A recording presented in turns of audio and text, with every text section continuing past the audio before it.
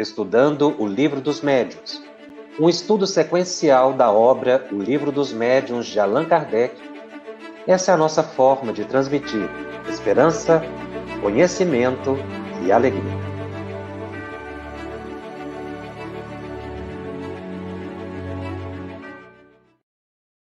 Olá! Iniciando hoje o programa 17 da série Estudando o Livro dos Médiuns.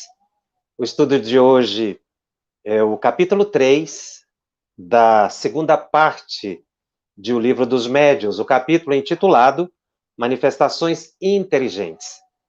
Este é o primeiro programa que vai estudar este capítulo 3.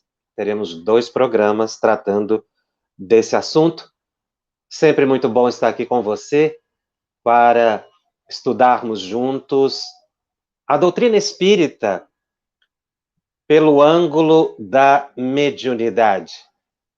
Aprendendo com Allan Kardec o que é o fenômeno, para entender a mediunidade.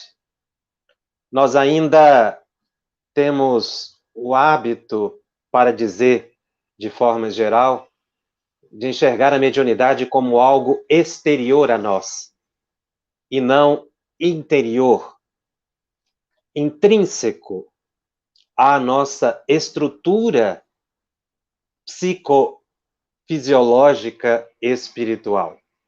Quando nós olhamos o fenômeno como algo exterior, a mediunidade se presta à produção de fenômenos insólitos, inesperados, algo como que espetacular. Mas quando nós olhamos a mediunidade como inerente à nossa estrutura psíquica, nós vemos a reforma moral, a transformação interior, para aprendermos a conviver, a usufruir, a disciplinar este sentido humano que é a mediunidade. Então, Allan Kardec, neste capítulo, vai tratar exatamente disso, analisando a mediunidade pelo ângulo do fenômeno, para enxergar o ser espiritual que nós todos somos. O capítulo é intitulado Manifestações Inteligentes, porque o capítulo anterior de O Livro dos Médiuns, o capítulo 2, fala dos fenômenos físicos. Aqui, das manifestações inteligentes.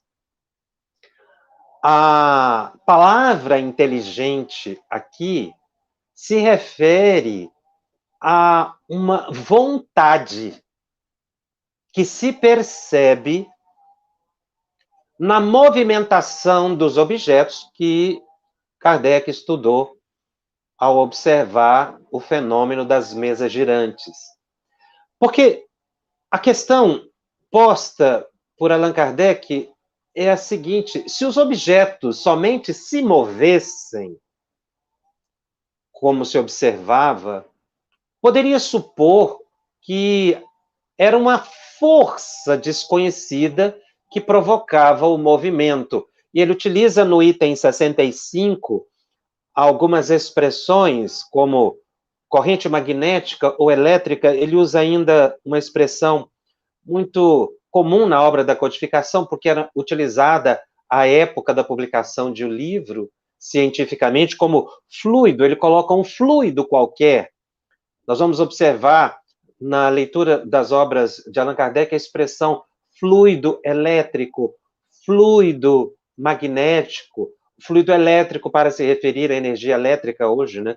O fluido magnético para se referir ao magnetismo do ímã, por exemplo. Mas a palavra fluido estava se querendo dizer, não é, no contexto que Kardec utiliza, como uma força, um estado de matéria desconhecido. Então, não seria bem fluido, algo que flui, porque a palavra significa isso. Mas quando ele utiliza no contexto de fluido elétrico, ou seja, a ideia que se tinha de a energia elétrica fluía, não é? Hoje a ciência mostra diferente. Daí ele utilizar a palavra fluido, um fluido qualquer, ou seja, uma matéria qualquer, uma energia qualquer, movimentava os objetos. Essa foi a primeira solução que se deu àqueles fenômenos.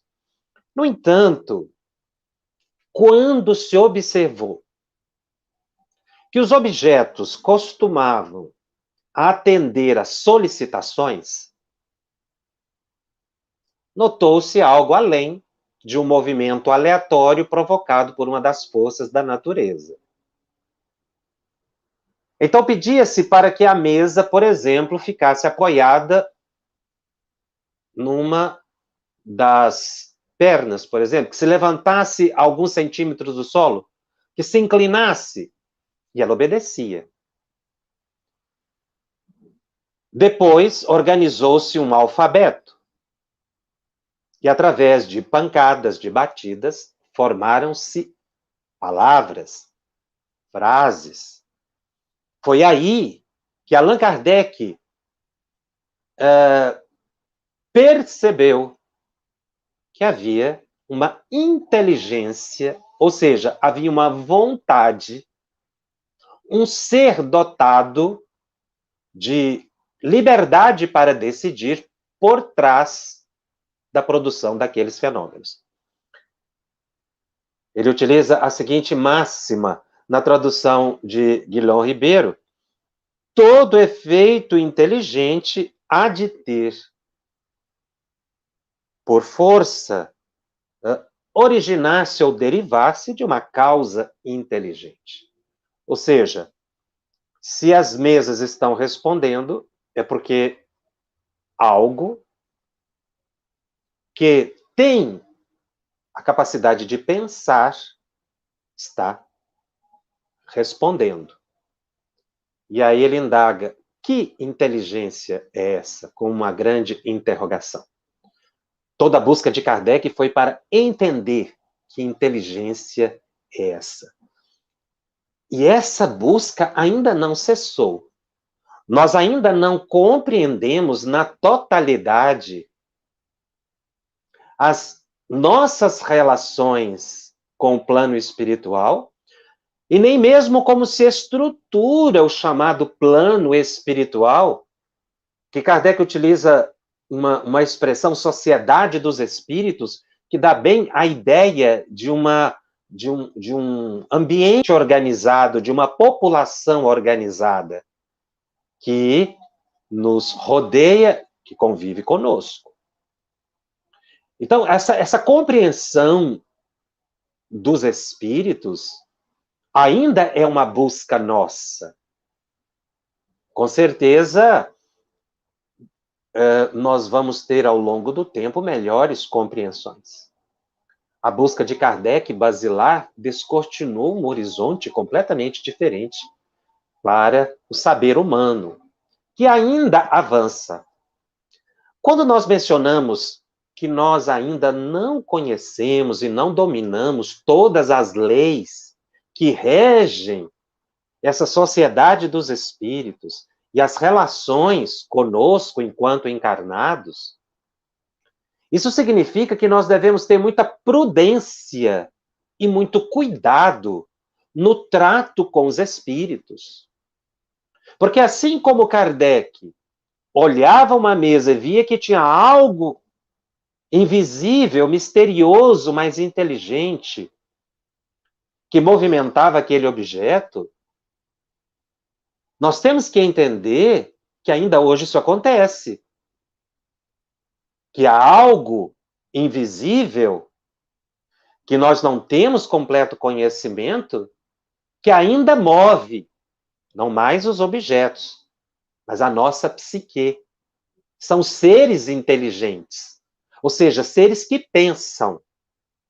Não que tenham o mais apurado saber, como a gente usa a palavra inteligente para dizer, não, fulano de tal é uma pessoa muito inteligente, ou seja, tem muito conhecimento. Não é isso. Kardec identificou que os espíritos são os próprios homens fora do corpo físico e que não têm todo o saber. Assim como nós, existem pessoas que têm maior conhecimento sobre um assunto, outros menor conhecimento sobre aquele assunto, mas, por sua vez, também detêm conhecimentos vastos noutra área. Então, daí a importância de compreender e cuidar para que as nossas relações com o plano espiritual sejam de sorte seguras e equilibradas, porque nós não dominamos os espíritos. Na Revista Espírita de fevereiro de 1860, ano, aliás, que Kardec desencarnou, ele desencarnou em março, essa foi uma das últimas revistas que ele publicou pessoalmente, no ano de 1860, ele anota que os únicos sinais que realmente podem atestar a presença dos espíritos são sinais inteligentes. Ele obviamente, ele falava, no primeiro momento, das mesas, dos objetos que se movimentavam. Mas a frase dele aqui vai mais além. Ele diz, enquanto não ficar provado que as imagens que acabamos de falar, ainda que assumindo a forma humana, têm movimento próprio, espontâneo, com evidente caráter intencional e acusando uma vontade livre, nisso não veremos senão fenômenos fisiológicos e óticos. Essa é uma orientação excepcional de Allan Kardec, porque quando nós estamos lidando com os espíritos, para tirar aquilo que é da nossa imaginação do fenômeno real, ou diferenciar um do outro, nós precisamos observar se há uma intenção, se há uma vontade diferente da nossa vontade. De certa forma, isso explica, por exemplo, você observar um vulto que passa. Isso pode ser uma ilusão de ótica. Você não pode imaginar de imediato que aquilo é um espírito. Você deve observar se existe ali uma intenção. Isso acontece muito em reunião mediúnica até hoje. É a intenção naquilo que se fala, na ideia que se reproduz, a vontade diferente da do médium que identifica a inteligência. Então, daí o cuidado que se deve ter no trato com os espíritos, porque nós somente os identificamos pelas informações que eles nos prestam. Daí, Kardec mencionar que nós devemos ter um senso lógico, crítico, não é? Racional para interpretar as informações que vêm do mundo espiritual, porque nós não os vemos, nós não os dominamos. Isso nos transmite segurança e nos tira a credulidade de acreditar em tudo, mas também não nos joga na dúvida sistematizada, nos faz raciocinar. Porque realmente é muito comum se acreditar em tudo que se diz que é proveniente do mundo espiritual. Muitas pessoas têm essa ideia crédula, assim como outros que refutam totalmente essa possibilidade. Então, na reunião mediúnica, nós temos que ter esse senso crítico, porque eu não estou vendo o espírito, eu estou vendo um médium em transe. Mas como perceber o espírito que está ali, já que eu não o vejo, não é? Através das suas expressões, que denotam o seu estado psíquico, o seu saber, a sua capacidade, a sua orientação, a sua desorientação. Não vamos aqui cogitar do fenômeno da vidência, que também está subordinado aos mesmos critérios, entre identificar o que é imaginário do que realmente é uma percepção espiritual, uma vez que a gente vê com a mente. Ainda nesse capítulo da Revista Espírita de fevereiro de 1860, Kardec diz: a natureza das comunicações é sempre relativa à natureza do espírito. e traz o cunho de sua elevação ou de sua inferioridade, de seu saber ou de sua ignorância. É por isso que nós precisamos entender os diferentes níveis em que se encontram os espíritos para dar a eles a confiança ou não. Assim como aqui no plano material. Nós vamos confiar numa pessoa na medida em que a gente estabelece com ela, não é, um vínculo e que a sua presença possa transmitir sabedoria, segurança. Nem todas as pessoas têm capacidade de saber tudo. Os espíritos também não.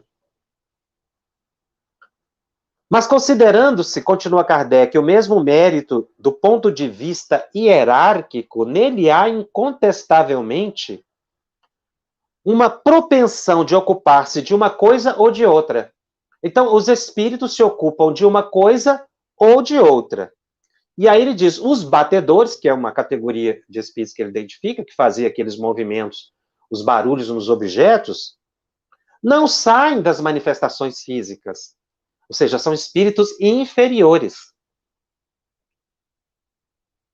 E a gente não pode perder esse norte nas nossas análises e participações das reuniões mediúnicas, e até mesmo ao prestar atenção nas intuições, nas mensagens psicográficas que recebemos, nós não podemos perder esse norte da ausência de elevação relativa a todos os espíritos. Que o saber deles está condicionado como o nosso.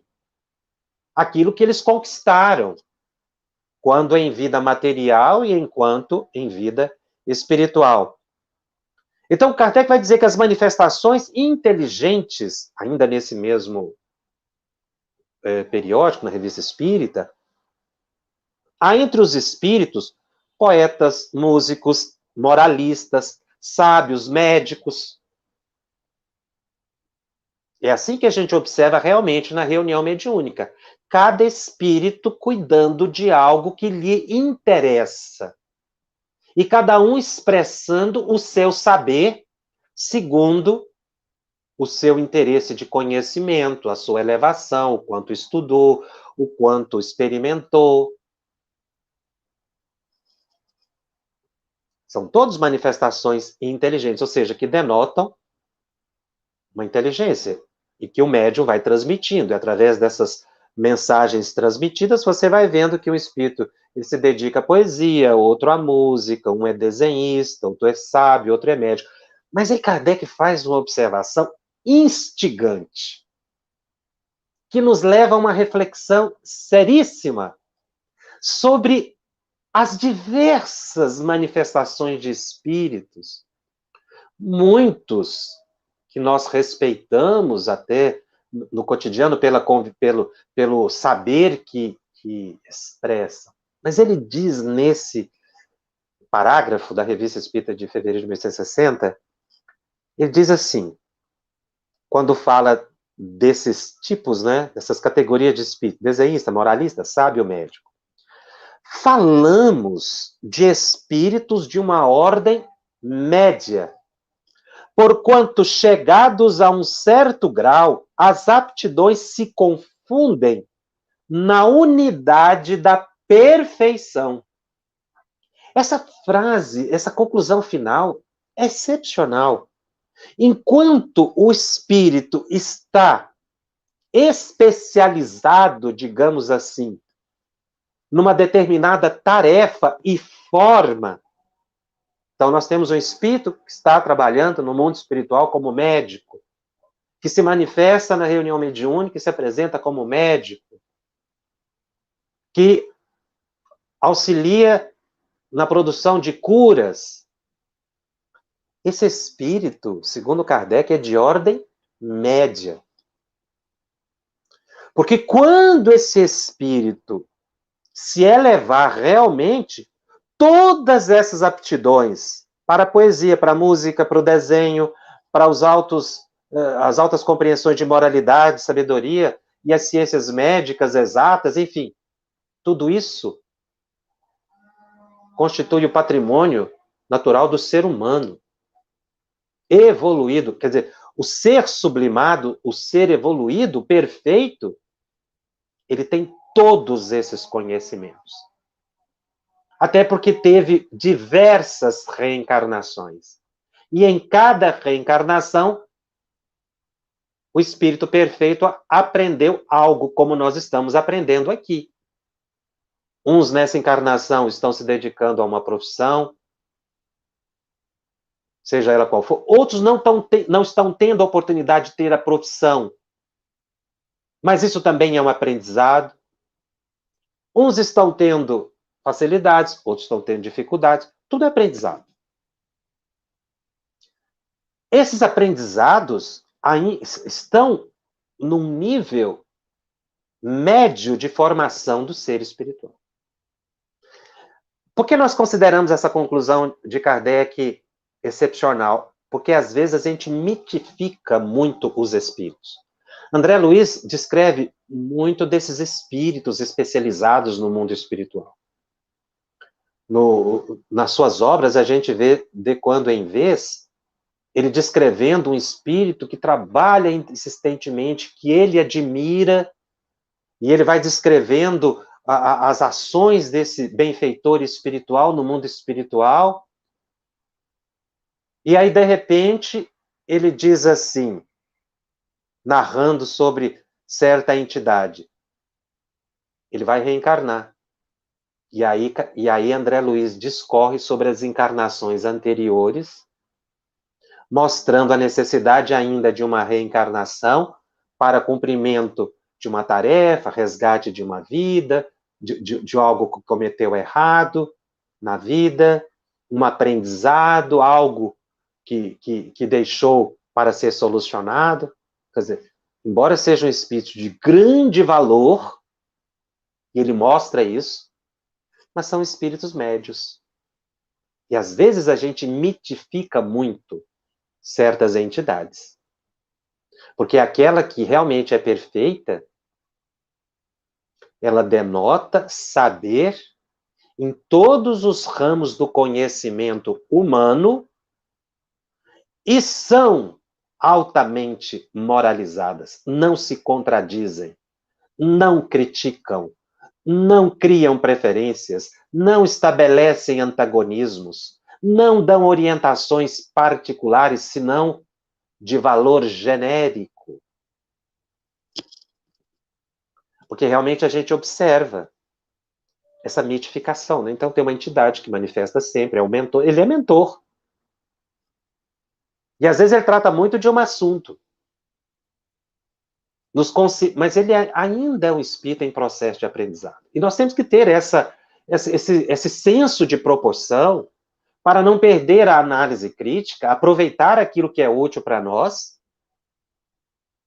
mas não ficarmos cegos diante do que a gente recebe de orientação, ter sempre um senso crítico, porque nós não estamos vendo o espírito, nós não o dominamos. E só sabemos o que ele nos repassa. E daí surgirem as fascinações, as mistificações. Né? O espírito diz para a pessoa uma coisa e ela faz. Ela não questiona. Principalmente se for o mentor que ela acredita, que ela convive. O que estabelece grande perturbação na vida da pessoa. E ainda falando dessa identificação dos espíritos, quando ele fala da aptidão dos espíritos, Kardec complementa que há também a aptidão do médium. Porque o espírito vai se ligar a um médium que tenha também aptidão para aquilo, ou que teve em vida passada. Então, um espírito poeta vai naturalmente se aproximar para escrever poesias de alguém que ou tem experiência com poesia nessa encarnação, ou gosta de poesia, ou teve em vida passada. Às vezes ele pode não estar num ato de manifestação ostensiva, mas de forma intuitiva ou de inspiração. Porque é preciso oferecer uma base psíquica para que o espírito utilize os recursos do médium e transmita o seu comunicado. Se é uma pessoa, um médium, que nunca deteve conhecimento ou experiência na área médica, nem nesta encarnação, nem anteriores, um espírito médico dificilmente utilizará expressões técnicas da área, porque ele não vai encontrar nos arquivos subconscienciais do médium as palavras, os recursos, as expressões, ou mesmo a possibilidade de construção de uma ideia que lhe reproduza. O espírito sempre vai buscar um médium que seja mais ou menos flexível conforme suas qualidades. Por isso é que o médium precisa melhorar as suas qualidades de conhecimento, através do estudo, do trabalho no bem, da moralidade, para que ele se torne um instrumento mais flexível. Porque o espírito vai dar preferência a este ou aquele médium conforme a possibilidade do médium e o gênero de comunicação que ele pretenda dar.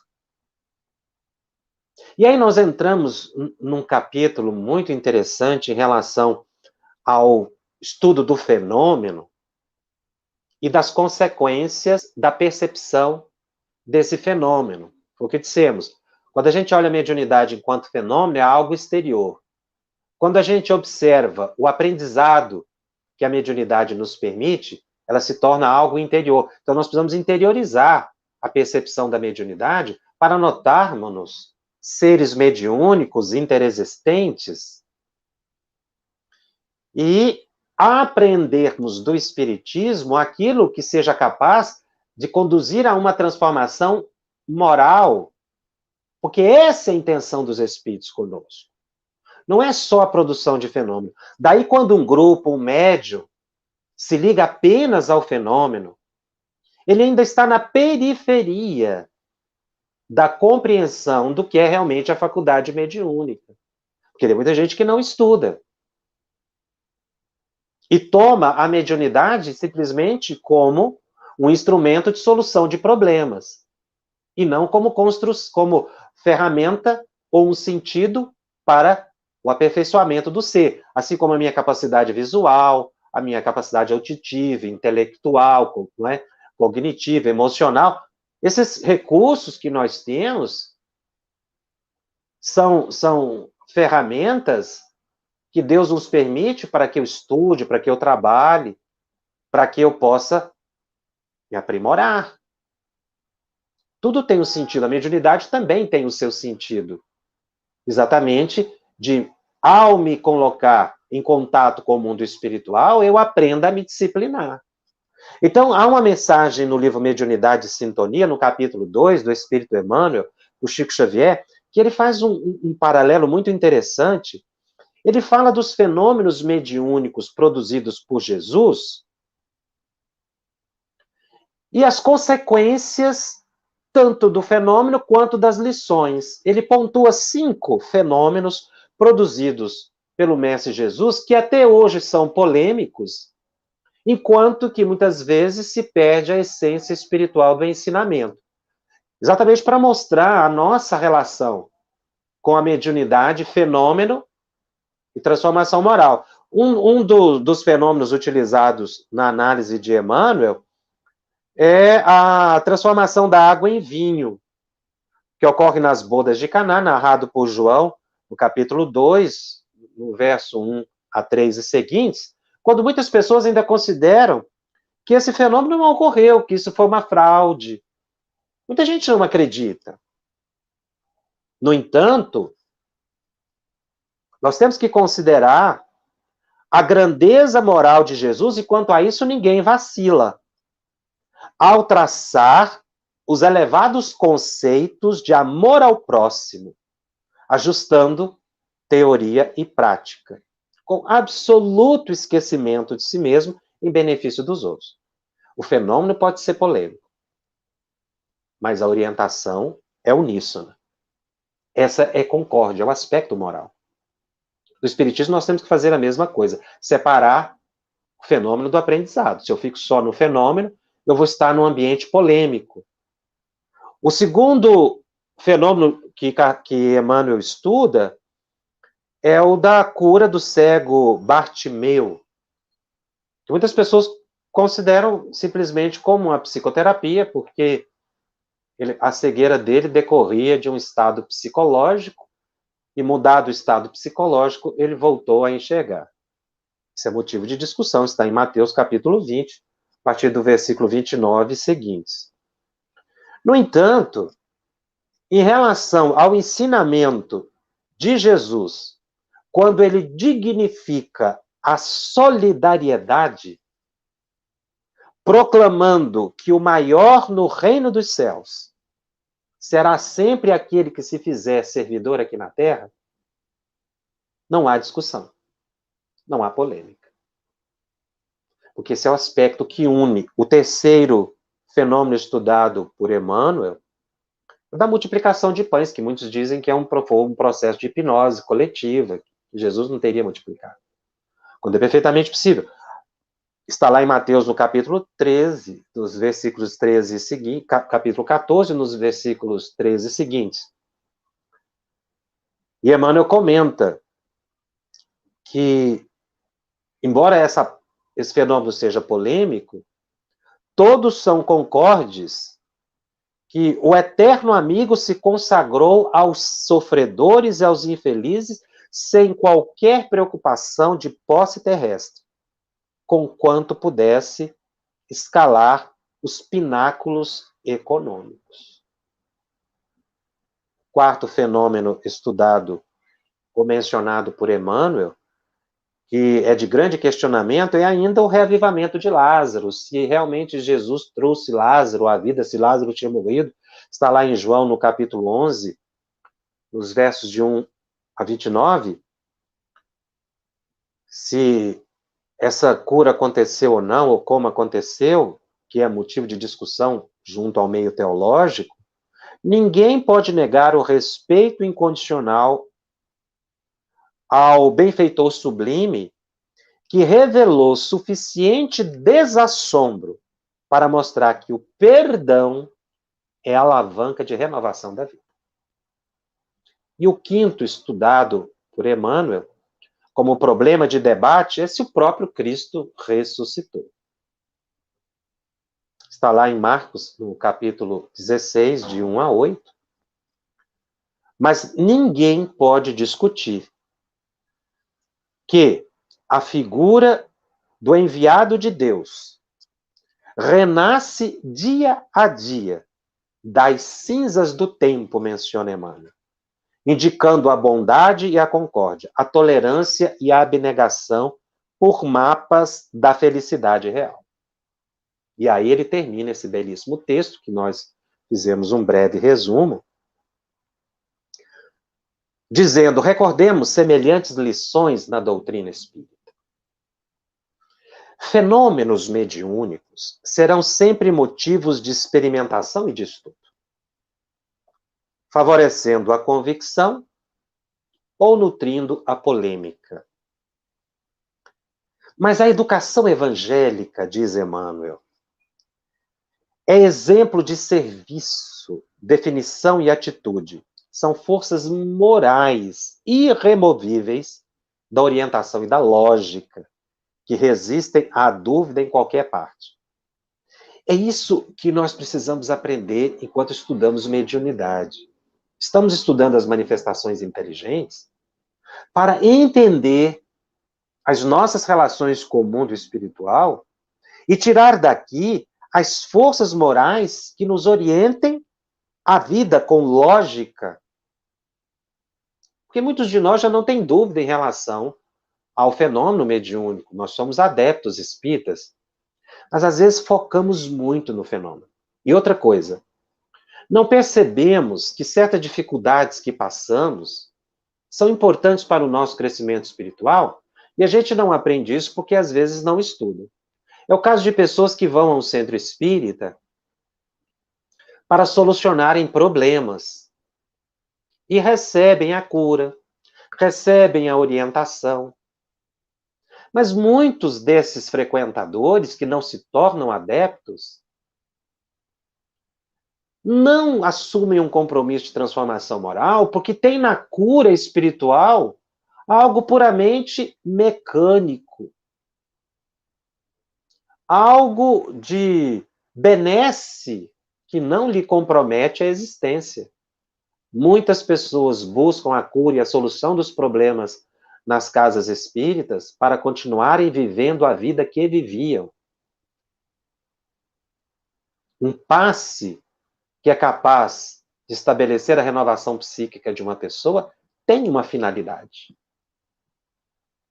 Não é devolver o indivíduo para a vida que tinha, porque senão seria uma conivência dos espíritos com o erro. Mas é uma oportunidade que a pessoa tem de rever a própria vida, de reconduzir caminhos. Então, uma instituição que vive focada em fenômeno, ela não colabora no progresso espiritual da pessoa.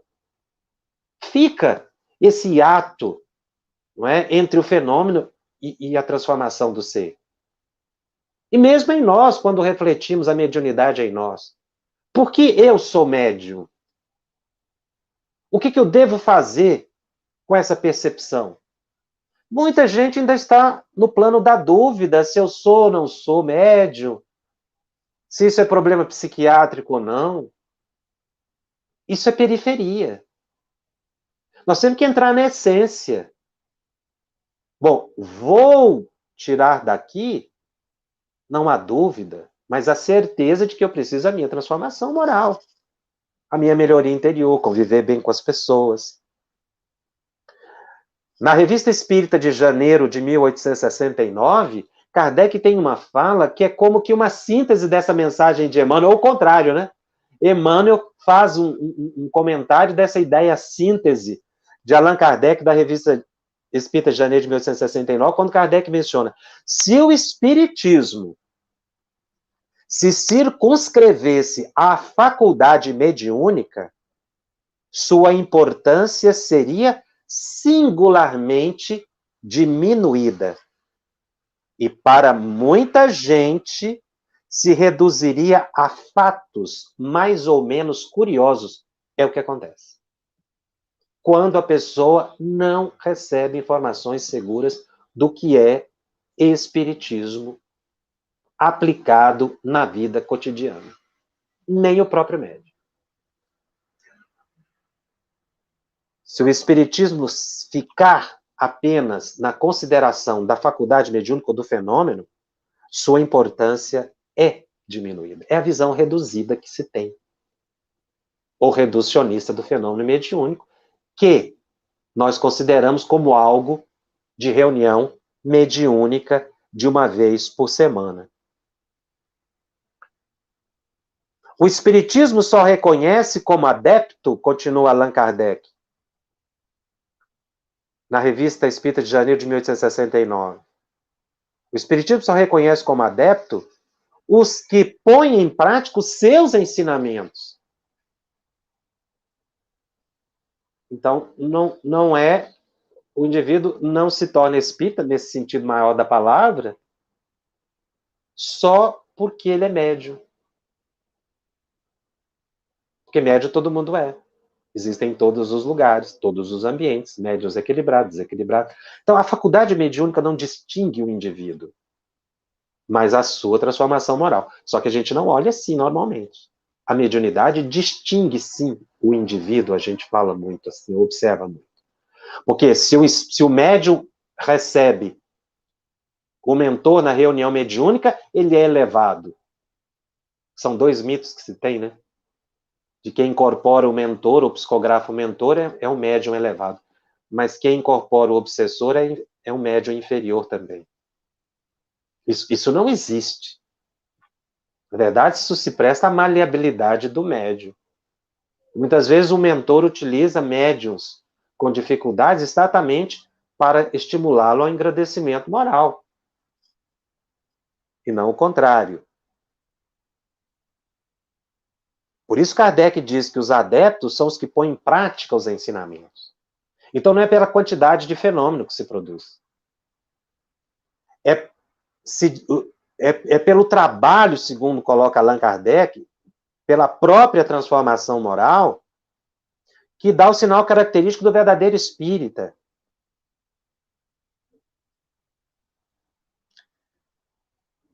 Esse estudo que Allan Kardec faz, analisando o fenômeno e comportamento do médium, é muito importante. Não é que o espiritismo menospreze o fenômeno, mas na doutrina espírita, as reuniões mediúnicas nas casas espíritas sérias, elas se prestam a um serviço a benefício de quem sofre, tanto encarnado quanto desencarnado. A reunião mediúnica é um local de aprendizado e não um local para resolver problemas. Como Kardec diz aqui na revista Janeiro de 1869, os espíritos não estão às ordens de ninguém e nem vêm por encomenda, nem por uma influência de qualquer sinal cabalístico. Que os espíritos são as almas dos homens que viveram na Terra ou em outros mundos, nossos pais, nossos amigos, nossos contemporâneos, nossos antepassados, isso é uma realidade. Foram os homens, como nós seremos os espíritos. E aí, fechando essa ideia de que os espíritos não estão à nossa vontade, Kardec diz que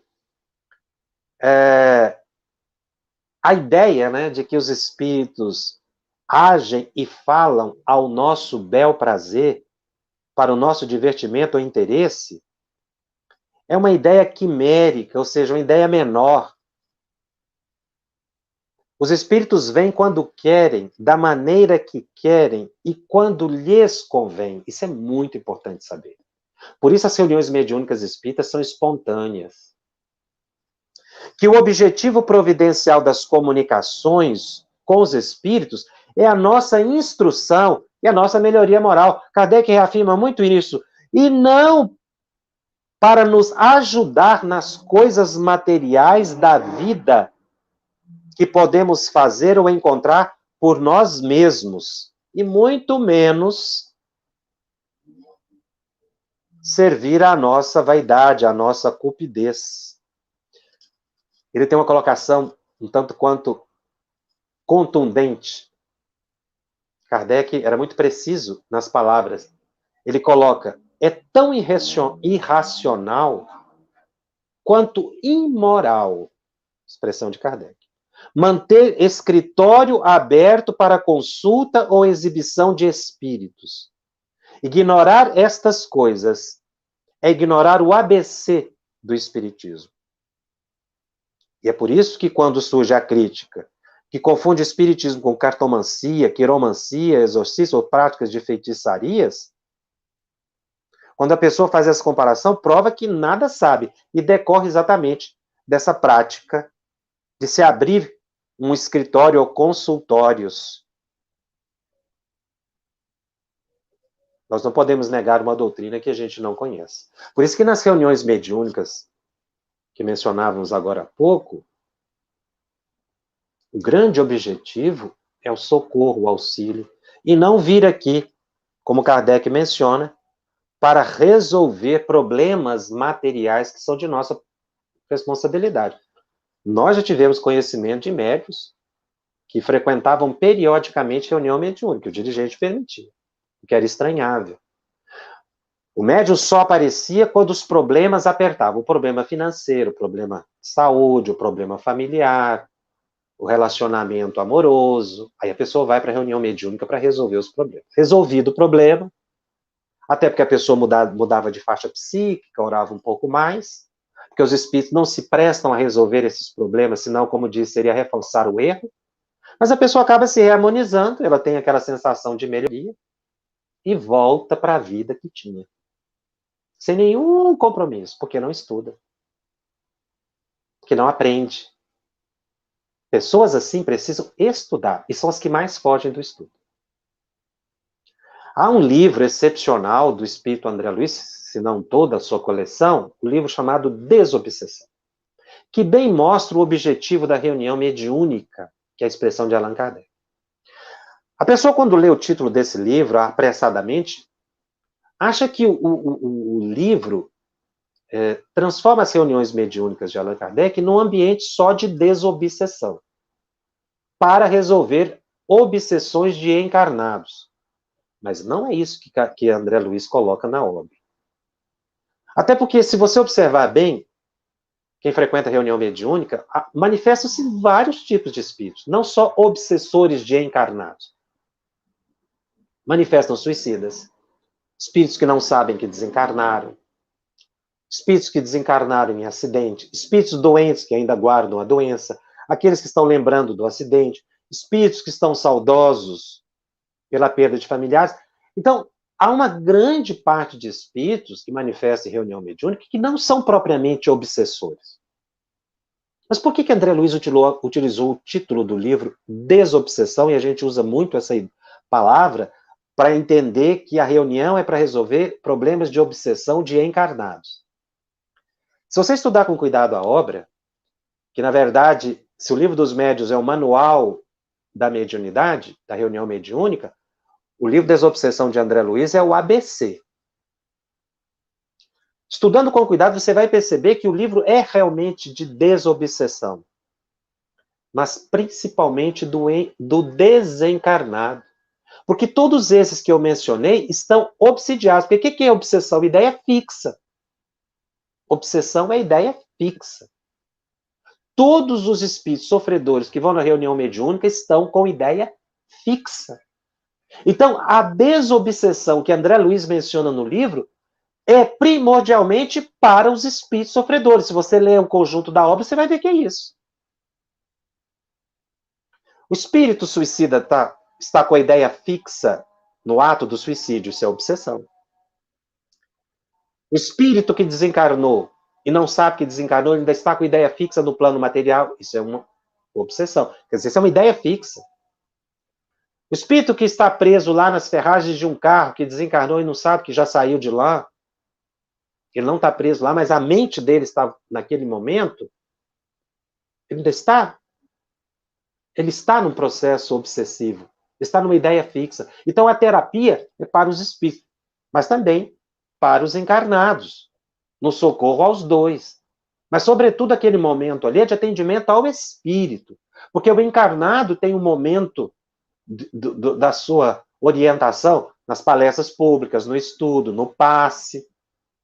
O encarnado ele é orientado assim. E o espírito? Então, as nossas reuniões mediúnicas não são para a produção de fenômeno, pura e simplesmente. Por isso é que elas têm grande valor. E André Luiz chega a dizer que nós precisamos multiplicar esses tipos de reunião mais sérias. Não para aumentar a produção fenomênica, mas para melhorar o socorro a esses espíritos que precisam ser despertados, retirados do foco obsessivo em que se encontram. Não porque eles têm um obsessor, mas porque a própria mente está num estado fixo. Portanto, obsessivo, porque obsessão é a ideia que vem e se repete, né? Obsessão, Kardec utilizou essa palavra exatamente pela ideia que continuamente fica na mente da pessoa, aquela ideia que não se consegue sair dela. É o caso de todos os espíritos que manifestam em reunião mediúnica para serem assistidos. Todos estão num quadro obsessivo. Todos precisam da desobsessão. Então, a palavra, o título do livro está voltado à assistência que se vai prestar na reunião mediúnica ao espírito sofredor. E a gente lê o contrário, a gente acha que vai para a reunião mediúnica para afastar os obsessores de nós encarnados. Lê do engano, porque não está escrito em lugar nenhum que desobsessão é afastamento de espírito, é afastamento de influência. Não é. Desobsessão é transformação psíquica, é tirar o foco obsessivo. Por que o encarnado fica obsidiado? Porque ele está numa ideia fixa, obsessiva, que ele criou e atraiu um espírito, ou um espírito em função de ligações do passado, teve acesso à sua mente. Obsessão, ideia fixa. Desobsessão é tirar a ideia fixa. Então, as reuniões mediúnicas espíritas não são puramente fenomênicas, foi o que Emmanuel coloca e que Kardec pontua muito bem aqui. Ou seja, nós precisamos separar o fenômeno da doutrina. Então, nós estamos numa reunião mediúnica em que estão ocorrendo fenômenos. Vários médios estão entrando em transe. Por quê? Para auxiliar aquelas inteligências que estão em estados de obsessão, de ideia fixa, dementados a se despertarem. Então, no Espiritismo, o fenômeno mediúnico na reunião mediúnica tem uma intenção e um propósito muito elevado. E o médium precisa entender isso, para não ficar focado nos aspectos do fenômeno, mas no aspecto do socorro e da ajuda. Por isso, trabalhar numa reunião mediúnica, atendendo o espírito assim, é uma atividade meritória e sacrificial para o médium. Mas ele precisa, ao sair da reunião mediúnica, manter o mesmo estado psíquico de auxílio aos benfeitores espirituais. Porque muitas pessoas vão para a reunião mediúnica e se preparam como quem vestisse uma vestimenta, uma capa apropriada para um ambiente. Saiu daquele ambiente, eu tiro aquela indumentária. Não é assim. O conhecimento espírita precisa presidir as nossas intenções. Mas se eu não estudar, eu fico achando que reunião mediúnica é fenômeno. E aí a gente foca só no afastamento de influências. Nós vemos centros que se organizam só para cura, centros que se organizam só para psicografias. Não tem estudo. Então essas pessoas não ficam realmente confortadas, não se tornam adeptos espíritas, não se transformam na expressão de Allan Kardec. Então quando Kardec ele separa a faculdade mediúnica do espiritismo em si, é porque ele quer dizer que, embora a faculdade mediúnica seja inerente ao ser humano, eu preciso utilizá-la para minha renovação interior. E não para me exibir produzindo fenômeno, e não para ganhar dinheiro com a mediunidade. Ele deixa claro, ele coloca como imoral, expressão pesada, que Kardec utiliza aqui para dizer daqueles que vivem da mediunidade. É irracional e imoral manter escritório aberto de consulta. Manter escritório aberto de consulta é ter ganho com a mediunidade, seja direto ou seja indireto. Por isso que no Espiritismo há uma ética realmente na prática mediúnica muito elevada. E a gente precisa conquistar isso. Por isso nós mencionamos, o livro Desobsessão é o ABC. O livro dos médios é o manual. Eu preciso ter os dois na mão. Porque no livro Desobsessão, André Luiz vai mostrar os grandes detalhes que auxiliam na compreensão da explicação que Allan Kardec dá no último capítulo do Livro dos Médiuns, para que a gente possa entender o que é esse contato com essas inteligências. Então, nós vimos hoje que espíritos que estão ainda mantidos, que se mantêm em determinados estados profissionais ou culturais, eles estão numa faixa de saber.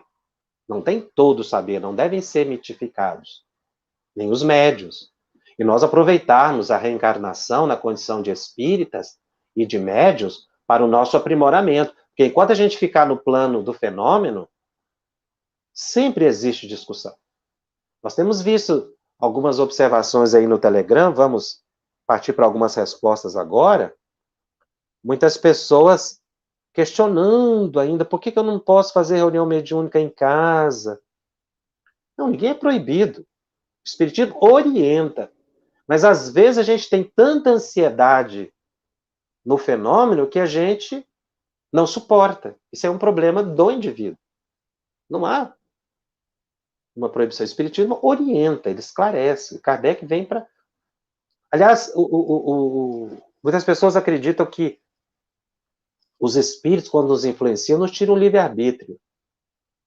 Tudo que nos vem à mente, de espírito superior ou inferior, nos chega na condição de um conselho. Eu aceito ou não, se eu quiser. Seja de espírito elevado ou não.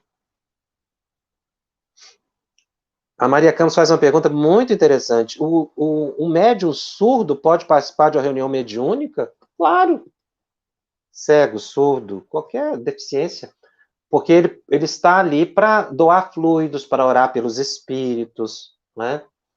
E ele pode ajudar bastante. Inclusive, Até o exercício da faculdade mediúnica, em tese, não é? Nós não vemos nenhum impedimento, não há nenhum preconceito.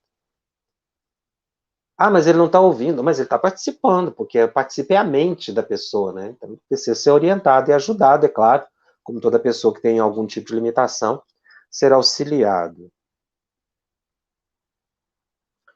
A Ioná faz uma pergunta bem interessante. Quando o médium, todas as perguntas são muito boas. Quando o médium faz uso de vícios de linguagem, ditados populares no momento da comunicação, seria este uma influência do próprio médium ou do espírito comunicante? É do próprio médium. Mas isso é natural, isso não inviabiliza a mensagem. Por isso que a gente tem que saber separar a inteligência que está por trás do fenômeno da inteligência do médium. Porque as duas coisas se misturam mesmo. Então, por exemplo, existem algumas regiões aqui, para falar do Brasil, que existem sotaques muito específicos. Aliás, o Brasil é todo cheio de características regionais muito peculiares. A pessoa que reside no norte, no nordeste, no centro, no sul do Brasil, cada um tem um jeitinho de falar, tem uma expressão regional, tem algo que é peculiar àquela localidade. Né? Isso nós vamos encontrar em todo o país, todas as religiões. E às vezes num próprio estado, da capital. Uma pessoa que mora na capital e a pessoa que mora no interior. Aí a pessoa entra em transe. Vamos supor que o médium mude de cidade, né? Vá de uma região do Brasil para uma outra região do Brasil, em que o sotaque seja muito diferente. No seu automatismo, ele vai falar segundo o sotaque que ele foi educado. Vai utilizar expressões regionalistas. Um dirigente inexperiente vai achar que aquilo é simplesmente uma imaginação do médium, que ele não está incorporado, que ele está numa simulação psicológica. Mas é engano. Porque eu preciso separar. Isso acontece em todos os países. Eu dei o exemplo aqui do Brasil, mas em todos os países nós vamos ver isso. Pessoa que mora numa região que vai trabalhar mediunicamente em outra região, porque você vai perceber esse regionalismo, mas não pode considerar isso como uma fraude, nem como uma mistificação inconsciente, nem como uma ilusão, nem como uma questão psicológica. Porque no nosso automatismo, por isso que no nosso automatismo, na hora do trânsito, a gente repassa o que tem. Por isso que nós temos que tomar muito cuidado com o que nós aprendemos e falamos no dia a dia. As nossas aptidões e tendências estão relacionadas a reencarnações passadas? Os espíritos dizem que exatamente as nossas aptidões e tendências é o que mais mostra o que nós fomos em vidas passadas. A Janes nos pergunta, é possível ter crescimento moral através dos fenômenos? Não seria a meditação a ferramenta mais apropriada? Não. Eu disse que o crescimento moral vem através do estudo. O fenômeno no Espiritismo tem uma função de servir aos sofredores encarnados e desencarnados. Não é o fenômeno pelo fenômeno. O Espiritismo não é assim. Não se faz crescimento moral por fenômeno. Então, não é porque eu sou um médium que produzo muito fenômeno que eu vou me transformar moralmente, não. Eu vou me transformar moralmente é pelo estudo. O fenômeno é acessório na visão de Allan Kardec. Eu vou ficando por aqui, o Telegram está aberto para as perguntas, muitas perguntas interessantes, algumas experiências pessoais, mas que nós estamos respondendo na medida da possibilidade no Telegram. E aí, encerrando o estudo de hoje, nós vamos continuar o estudo na semana que vem, tem muita coisa ainda a falar sobre manifestações inteligentes. Esse capítulo de Kardec é riquíssimo, nós vamos retomar algumas discussões que tivemos hoje, algumas perguntas podem ser repetidas. Mas o nosso estudo está disponível também em podcast no canal da FEB TV, no Spotify e nas demais plataformas de áudio streaming. Os nossos encontros semanais ficam gravados e disponíveis gratuitamente.